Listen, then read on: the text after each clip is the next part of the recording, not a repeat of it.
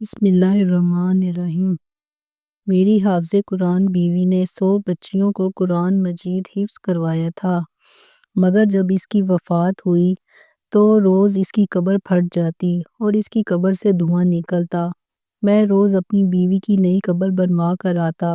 لوگ پوچھتے کہ اس نے ایسا کون سا گناہ کیا تھا جس کی اسے سزا مل رہی ہے۔ میں نے اپنی ساس اور سالی سے پوچھا تو میری سالی روتے ہوئے مجھے اپنے کمرے میں لے گئی اور کمرے کا دروازہ بند کر کے اس نے مجھے ایک ایسی چیز دکھائی کہ میرا کلیجہ پھٹ گیا، کیونکہ میری شادی کو 6 سال گزر گئے تھے اور میری بیوی نہایت خوبصورت اور نیک سیرت تھی۔ ان 6 سالوں کی رفاقت میں اس نے مجھے کبھی کوئی شکایت کا موقع نہیں دیا تھا۔ میری بیوی حافظ قرآن تھی اور شادی سے پہلے اس نے 100 بچیوں کو قرآن مجید حفظ کروایا تھا، جس کی وجہ سے مجھے ہر وقت یہی سوچ کر خوشی ہوتی تھی کہ میری بیوی کی صرف دنیا ہی نہیں بلکہ آخرت بھی آسان ہوگی اور وہ یقیناً میرے بچوں کی بھی اچھی تربیت کرے گی۔ ہم دونوں میاں بیوی کو بچوں کا بہت شوق تھا، مگر شادی کو اتنا وقت گزر جانے کے بعد بھی ہماری اولاد نہیں ہوئی تھی۔ اب میں مایوس سا ہونے لگا تھا اور ایسے موقع پر عموماً لڑکیاں سب سے پہلے نا امید اور دل برداشتہ ہونے لگتی ہیں، مگر میری بیوی اپنی اداسی ظاہر نہیں کرتی تھی اور صبر سے وقت گزار رہی تھی۔ پھر شادی کے اتنے سال بعد اللہ کو میری بیوی کا صبر پسند آ ہی گیا تھا اور ہمیں اولاد کی خوشخبری ملی۔ میں ان دنوں بہت خوش تھا اور اپنی بیوی کا بہت خیال رکھ رہا تھا، کیونکہ ڈاکٹر کا کہنا تھا کہ میری بیوی کو بہت زیادہ احتیاط کی ضرورت ہے۔ میرا بس نہیں چلتا تھا کہ میں اپنی بیوی کو بستر سے نیچے اترنے دوں۔ ہماری بہت زیادہ احتیاط اور دعاؤں کے باعث اللہ تعالیٰ نے ہمیں صحت مند اور پیارا سا بچہ دیا تھا، مگر بچہ پیدا ہوتے ہی میری بیوی کی طبیعت ایک دم بگڑ گئی تھی۔ میں نے ایسا تو بالکل نہیں سوچا تھا کہ بچہ ہوتے ہی میں بیوی کو کھو دوں گا۔ اپنی بیوی کی طبیعت کا سن کر میں نے اللہ سے اس کی زندگی کی بہت دعائیں مانگی، مگر میری دعائیں رد ہو گئیں اور میری بیوی اللہ کو پیاری ہو گئی۔ میں غم سے بے حال ہو رہا تھا۔ سب جاننے والے میرے لیے افسوس کا اظہار کر رہے تھے اور میں غم زدہ سا ایک کونے میں بیٹھا ہوا تھا۔ جب غسل وغیرہ دے کر تدفین کے لیے ہم قبرستان پہنچے تو آسمان پر بالکل سیاہ بادل پھیلا ہوا تھا اور دن کے وقت بھی ایسا لگ رہا تھا جیسے رات ہو گئی ہو۔ جوں ہی میری بیوی کو دفن کیا گیا، نہایت تیز بارش شروع ہو گئی اور ایسی طوفانی ہوائیں چلنے لگی کہ سب حیران پریشان رہ گئے۔ بیوی کو دفن کرنے کے بعد ہم سب اپنے اپنے گھروں کو پہنچے تھے۔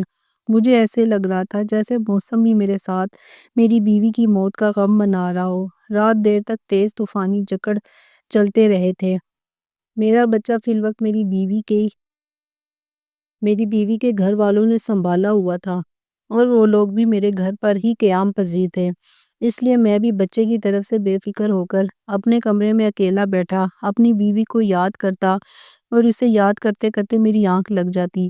صبح کے وقت میں نے خواب دیکھا کہ میری بدحال سی بیوی بہت بری طرح رو رہی ہے۔ اپنی بیوی کو اتنی بری طرح روتے دیکھ کر میں تڑپ اٹھا تھا اور عین اسی وقت میری آنکھ کھل گئی۔ باہر طوفانی بارش اور ہوائیں اب تھم چکی تھیں اور آسمان بھی صاف ہو چکا تھا۔ اب مجھے وہ خواب پریشان کر رہا تھا۔ میں نے اب ہمیشہ اپنی بیوی کو ہنستے مسکراتے ہی دیکھا تھا۔ اس کا اس طرح رونا خواب میں بھی مجھے گھبراہٹ میں مبتلا کر گیا تھا۔ میں نے گھڑی پر وقت دیکھا تو فجر کا وقت تھا۔ میں نے اٹھ کر فجر کی نماز ادا کی اور اپنی بیوی کی مغفرت کی دعا کرنے لگا۔ ویسے تو مجھے پورا یقین تھا کہ میری بیوی جیسی نیک سے نمازی اور حافظ قرآن عورت کو اللہ نے قبر کی تنگی سے بھی نجات دے دی ہوگی۔ میں نے دعا کے بعد اٹھ کر کمرے سے باہر جھانکا تو سب لوگ نماز پڑھنے میں مصروف تھے۔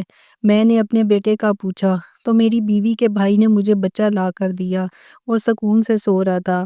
میں مطمئن ہو گیا اور کتنی دیر اپنے بیٹے کو سینے سے لگا کر بیٹھا رہا۔ اپنے بچے کو پیار دے کر میں گھر سے نکل کر سیدھا قبرستان پہنچ گیا۔ میں اپنی بیوی کے لیے قرآن پڑھنا چاہ رہا تھا اور کچھ رات والے طوفان کے بعد میں اس کی قبر کی حالت کا بھی اندازہ لگانا چاہ رہا تھا۔ میں قبرستان پہنچ کر اپنی بیوی کی قبر کے پاس پہنچا تو اس کی قبر کی حالت دیکھ کر میرے رونگٹے کھڑے ہو گئے تھے۔ میرا دل خوف سے پھٹنے والا تھا، کیونکہ جس عورت کو میں نیک اور جنتی سمجھ رہا تھا، اس کی قبر پر ایسا عذاب آیا ہوا تھا کہ مجھ جیسا مضبوط سا مرد بھی اندر تک دہل گیا تھا۔ میری بیوی قبر پھٹی ہوئی تھی اور اس میں سے دھواں نکل رہا تھا۔ وہاں اتنی تپش تھی کہ میرا وہاں کھڑا ہونا مشکل ہو گیا تھا۔ کوئی مزدور بھی میری بیوی کی قبر بنانے کو تیار نہیں تھا۔ بڑی مشکل سے مجھے ایک مزدور ملا جس نے مجھ سے 4 گنا زیادہ پیسے لیے اور میری بیوی کی قبر پر مٹی ڈال دی۔ یہ سب اس مزدور نے دور سے کھڑے ہو کر کیا تھا۔ میں گھر پہنچا تو میری حالت نہایت خراب ہو رہی تھی۔ سب نے میری حالت کو بیوی سے جدائی کا غم سمجھ کر مجھے سہارا دیا اور تسلی دینے لگے، جبکہ میں حیران تھا کہ آخر میری بیوی پر اللہ کا عذاب کیوں آیا تھا۔ وہ تو نیک عورت تھی، میری نظر میں تو میری بیوی کی ایسی کوئی غلطی نہیں گزری تھی۔ میں سوچ سوچ کر پاگل ہو رہا تھا کہ میری بیوی کی اصل حقیقت کیا ہے، اور جب مجھ پر اپنی مرحوم بیوی کی حقیقت کھلی تو میرا دل پھٹ گیا تھا۔ میرا نام محسن ہے، میں اپنے والدین کی اکلوتی اولاد تھا۔ ہمارے گھر میں کل 4 افراد رہتے تھے، میں اور میرے ماں باپ اور ایک میری بیوہ پھپھو جو میری دوسری ماں جیسی تھی۔ میں جب کالج میں پڑھتا تھا تب میری والدہ کا انتقال ہو گیا اور ہم تینوں لوگ باقی رہ گئے۔ ماں کو کھونے کا غم مجھ پر پھر بھی بہت بھاری ثابت ہوا تھا۔ میری ماں بہت نیک عورت تھی۔ مجھے میری پھپھو اور میرے ابا نے میرے ماں کا غم بھلانے کے لیے بہت سہارا دیا اور ہر وقت میرے ساتھ رہنے لگے۔ وہ دونوں کوشش کرتے تھے کہ مجھے اکیلا نہ ہونے دیں۔ میں ہمیشہ سے انہی کی توجہ کا مرکز رہا تھا۔ پھر میں بھی کچھ عرصے بعد سنبھل گیا اور دوبارہ سے اپنی تعلیم کا سلسلہ شروع کر دیا۔ میں پڑھائی سے فارغ ہوا تو میرے ابا اور پھپھو کو میری شادی کا شوق ستانے لگا۔ میں نے حامی بھری تو زور و شور سے میرے لیے لڑکی کی تلاش جانے لگی۔ تب میری پھپھو کو اپنے مرحوم شوہر کے خاندان میں ایک لڑکی کا خیال آیا جس سے پھپھو کا اب بھی ملنا جلنا رہتا تھا۔ انہوں نے ہمیں بتایا کہ وہ لڑکی کم عمری سے ہی بہت سنجیدہ اور نیک تھی۔ اس کے والدین نہیں تھے اور وہ 2 بہنیں تھیں اور صرف ایک چھوٹا بھائی تھا۔ اس نے بہت بہادری سے حالات کا مقابلہ کیا تھا اور اپنے دونوں بہن بھائیوں کو اکیلے پالا تھا، حالانکہ وہ خود بھی بہت بڑی نہیں تھی۔ وہ نمازی اور حافظ قرآن تھی۔ گھر میں بچیوں کو قرآن مجید بھی پڑھاتی تھی اور اس کی دعا اس کے دیے ہوئے قرآنی تعویذات میں بہت اثر تھا، جس کی وجہ سے وہ تھوڑا بہت کما کر اپنا گھر چلا رہی تھی۔ میں نے یہ سب سنا تو بہت خوش ہوا۔ میں نے اسے دیکھے بنا ہی اس کے لیے حامی بھر لی اور پھر پھپھو نے پہلی فرصت میں ہی اس کے خاندان کے بڑوں سے مشورہ کر کے میرا رشتہ اس لڑکی سے طے کر دیا اور جلد ہی شادی بھی طے کر دی۔ میرا رشتہ طے ہوا تو میری بیوی نے یہی شرط رکھوائی کہ وہ بعد میں اپنی بہن کی شادی ہونے تک اور بھائی کی تعلیم پوری ہونے تک ان دونوں کی مالی امداد کرتی رہے گی۔ مجھے اس بات سے کوئی اعتراض نہیں تھا، بلکہ میں نے سوچ لیا تھا کہ اگر مجھ سے بھی کوئی مدد ہو سکی تو کر دیا کروں گا۔ رشتہ طے ہونے کے بعد ہماری شادی کر دی گئی۔ میں نے اپنی بیوی کو دیکھا تو اس کا اسیر ہو گیا۔ وہ نہ صرف اچھی سیرت کی مالک تھی بلکہ بہت خوبصورت بھی تھی۔ اس کے ساتھ چند دن رہ کر ہی میں اس کے بہت قریب ہو گیا تھا۔ وہ ہمیشہ دوسروں کی مدد کرنے کو تیار رہتی تھی۔ میری بیوی میری پھپھو کی بتائی باتوں جیسی ہی تھی۔ اس نے کبھی مجھے کوئی پریشانی نہیں دی تھی اور میرے آرام و سکون کا بھی خیال رکھتی تھی۔ ہمارے گھر میں خوشحالی اور سکون تھا، بس صرف اولاد کی کمی تھی جو مجھے محسوس تو بہت زیادہ ہوتی تھی، مگر اپنی بیوی کے صبر سے مجھے بہت سہارا ملا ہوا تھا۔ ہماری شادی کے تیسرے سال ہی میرے ابا وفات پا گئے۔ اپنے ابا کی وفات ایسے میں میری بیوی تھی جو مجھے ہر وقت اللہ کی مہربانیاں اور نعمتیں یاد دلاتی تھی۔ وہ مجھے صبر کی تلقین کرتی رہتی تھی۔ میں حیران تھا کہ وہ ایک لڑکی ہو کر مجھے حوصلہ دیا کرتی تھی، حالانکہ ہمارے خاندان والوں نے ہمارا جینا مشکل کر رکھا تھا کہ ہماری اولاد کیوں نہیں ہو رہی، اور میری پھپھو تو اٹھتے بیٹھتے ٹھنڈی آہیں بھرنے لگی تھی اور میری بیوی کو باتیں سنانے لگی تھی، یوں جیسے یہ سب میری بیوی کے ہاتھ میں ہو۔ میں اپنی پھپھو کو سمجھا کر تھک چکا تھا، الٹا وہ ہم دونوں سے ہی لڑنے لگی تھی کہ ہمیں علاج کروانا چاہیے تاکہ ہماری اولاد ہو سکے۔ اسی پریشانی سے وقت گزرتا چلا گیا۔ جب ہماری شادی کو 6 سال ہونے والے تھے تب ہمیں اولاد کی خوشخبری مل گئی۔ ہم تینوں جیسے پھر سے جی اٹھے تھے۔ میں نے اور پھپھو نے میری بیوی کا خیال بھی بہت رکھا تھا اور بہت احتیاط کی تھی۔ میرا بیٹا ٹھیک ٹھاک اور صحت مند پیدا ہوا تھا، لیکن میری بیوی کی طبیعت بگڑ گئی تھی اور وہ موت کے منہ میں چلی گئی۔ یہ سب بہت اچانک ہوا تھا اور میں اس صدمے کے لیے بالکل تیار نہیں تھا۔ اپنے بچے کی تربیت کے حوالے سے میں نے اور میری بیوی نے مستقبل کے بہت منصوبے بنائے ہوئے تھے، مگر موت کسی کے ارادوں اور مرضی کے محتاج ہی کب ہوتی ہے، جس کا جب وقت آ جائے اسے اللہ کے پاس لوٹ کر جانا پڑتا ہے۔ مگر اپنی بیوی کی قبر کی ابتر حالت اور اس پر آیا عذاب مجھے دھچکا پہنچا گیا تھا۔ ہر مشکل حال میں بھی میں نے اپنی بیوی کو صابر و شاکر دیکھا تھا۔ مجھے ڈھونڈنے سے بھی کوئی خامی نظر نہیں آتی تھی۔ میں اتنا تو جانتا تھا کہ اللہ ناانصاف نہیں ہے۔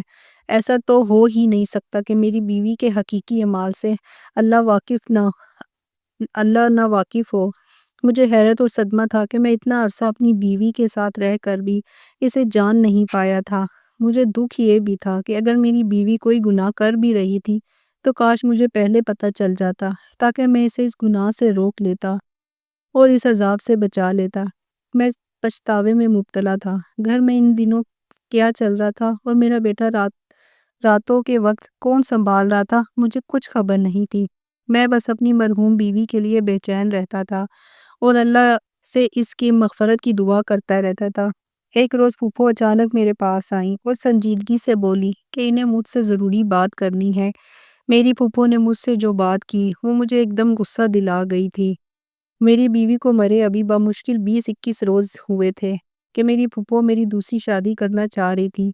میں پھپھو سے ناراض ہونے لگا کہ انہیں میری مرحوم بیوی کا احترام کرنا چاہیے تھا اور کم سے کم اتنی جلدی مجھ سے شادی کی بات نہیں کرنا چاہیے تھی، جبکہ میں ابھی صدمے میں تھا۔ پھپھو نے تحمل سے میری ناراضگی دیکھی اور پھر مجھ سے کہنے لگی کہ وہ بوڑھی ہو گئی ہیں، اس لیے مجھے یا میرے بیٹے کو نہیں سنبھال سکتی۔ انہیں بھی میری بیوی کو موت کا بہت دکھ تھا۔ جب میں نے پھپھو کی ان باتوں کا کوئی بھی اثر نہ لیا تو پھپھو نے مجھ سے کہا کہ ٹھیک ہے، تم اپنا بیٹا خود سنبھالو یا پھر اپنا بیٹا اسی کو دے دو جو اس دن رات ماں کی طرح سنبھال رہی ہے۔ میں پھپھو کی بات پر حیران ہوا تھا کہ میرا بیٹا کون سنبھال رہا تھا، کیونکہ میرے اندازے کے مطابق تو میرے بیٹے کو پھپھو ہی سنبھال سکتی تھی۔ مگر جب میں نے یہی سوال پھپھو سے کیا تو ان کے جواب نے مجھے بالکل لاجواب کر دیا تھا۔ پھپھو نے بتایا کہ میرا بیٹا اتنے روز سے میری مرحوم بیوی کی چھوٹی بہن سنبھال رہی تھی، پھر وہ چاہتی تھی کہ میں اپنی بیوی کی چھوٹی بہن سے نکاح کر لوں تاکہ میرے بیٹے کو ماں کا پیار ملتا رہے اور ہمارا گھر بھی سنبھلا رہے گا۔ میں پھپھو کی بات ماننے کو تیار نہیں ہو رہا تھا۔ میں اپنی بیوی کی جگہ کسی کو دینے کے لیے ابھی تیار نہیں تھا، مگر پھپھو کا دن بدن مجھ پر زور بڑھتا جا رہا تھا۔ وہ ہر دن مجھے میرا بیٹا دکھاتی تھی جو نہا دھو کر بالکل صاف ستھرا ہوتا تھا۔ پھپھو کی ضد تھی کہ میں بیٹے کی خاطر اپنی بیوی کی بہن سے نکاح کروں اور اسے ہمیشہ کے لیے اپنے گھر میں رکھ لوں۔ میں نے اپنے کام پر جانا شروع کر دیا تھا۔ میں سارا دن گھر سے باہر رہتا اور واپس آ کر خاموشی سے پھپھو کی ضد سنتا رہتا تھا۔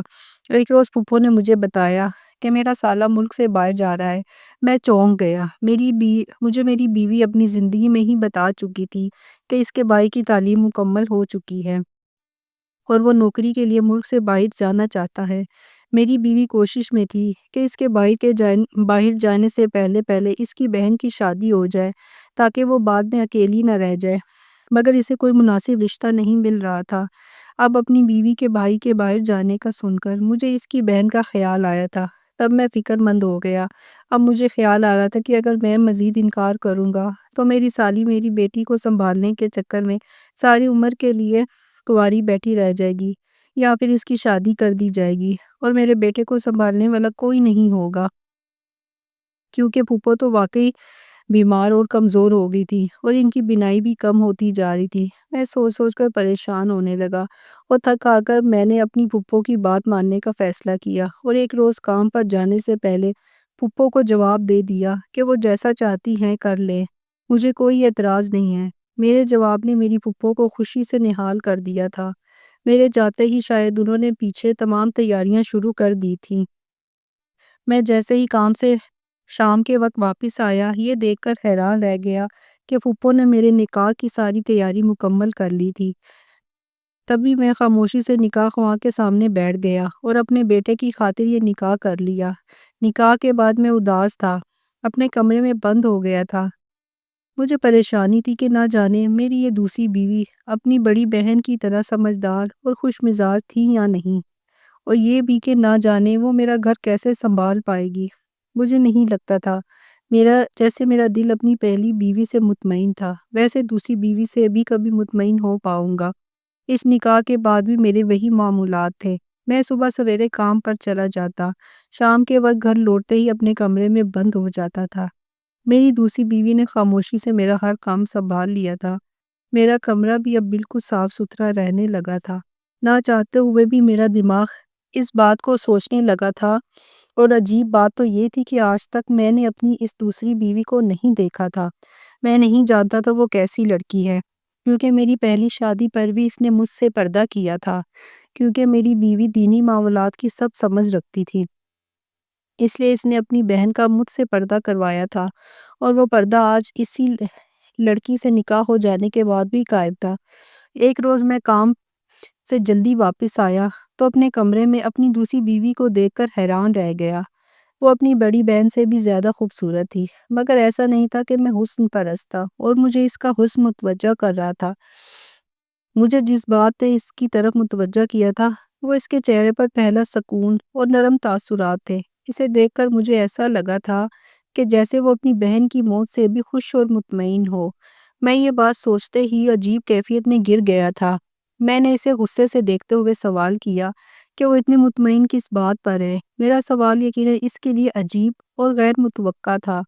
وہ حیرت اور پریشانی سے مجھے دیکھنے لگی تو میں مزید بولا کہ اسے اپنی بہن کی موت کا افسوس ہی نہیں ہے، الٹا وہ اس کی جگہ لے کر بھی اتنی خوش کیسے رہ رہی ہے، جبکہ اس کی بہن جوانی میں موت کے منہ میں جا چکی تھی، اور اس کی آخرت بھی جانے کیسی ہونے والی تھی، کیونکہ اس کو قبر میں یہ عذاب جھیلنا پڑا تھا۔